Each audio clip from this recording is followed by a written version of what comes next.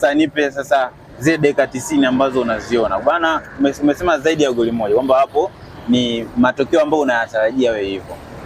Nani auawe goli nyingi sana ama kawaida tu kwamba ushindeni goli moja moja, maana ametoka kushinda goli moja dhidi ya Coastal Union mechi iliyopita. Pacome piga ni kupige, lakini zile performance yake kubwa sana na kwamba atakuwa kasumbuliwa kidogo katika mechi dhidi ya Coastal Union.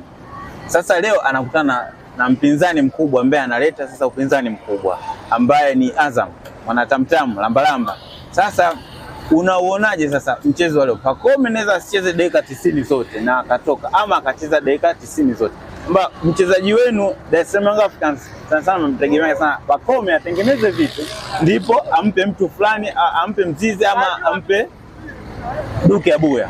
Sasa game ni ya leo, mnaingia mkiwa mnamuogopa mpinzani kwamba mnamheshimu ama mnafanyaje? Niseme kwamba tumejinoa.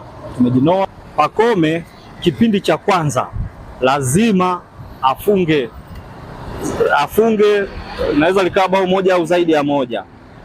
Kipindi cha pili hata asipocheza tayari atakuwa ameshafunga kipindi cha kwanza. Kwa hiyo tutegemee ushindi mnono siku hii ya leo.